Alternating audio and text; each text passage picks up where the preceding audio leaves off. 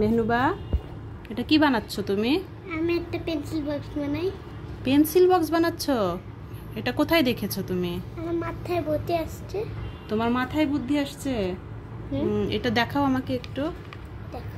এটা একটা ছোট্ট কাগজের বক্স ছিল, সে হঠাৎ করে তার মাথায় বুদ্ধি আসছে। আমাকে এটা নিচে ছিল, আমি এটা দেখলাম, এটা আমার এখানে কেন, আমি নেই। আচ্ছা আচ্ছা, তখন আমাকে হঠাৎ বলছে আমাকে একটু কালার দাও, আমি কালার করব, এটাকে সে পেন হোল্ডার বানাবে। তো আমি কালার দিলাম, এই যে সে এটাকে বানাচ্ছে, পেন হোল্ডার বানাবে সে এটাকে। আচ্ছা,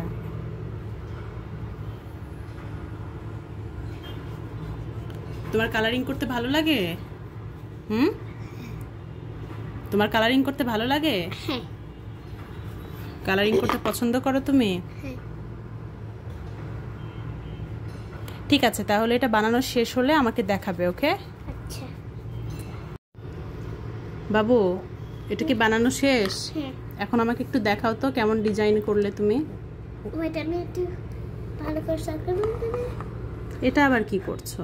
আইসক্রিম। আইসক্রিম? আচ্ছা, আমাকে একটু দেখাও এটা কেমন হলো।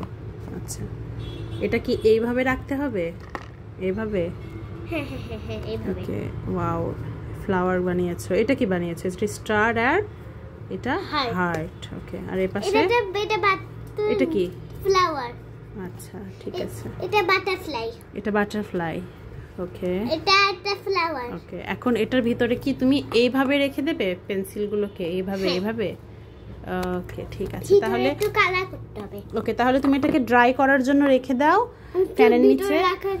কালার করতে হবে না, ভেতরে কালার করো না, ভেতরে কালার করলে দেখা যাবে না তো, বাহিরে করেছো, খুব সুন্দর লাগছে। তাহলে এটাকে এখন ফ্যানের নিচে রাখো, ড্রাই হোক, তারপর এটার ভিতরে তুমি তোমার কালার পেন্সিলগুলো রেখো। ওকে, আচ্ছা, ওকে।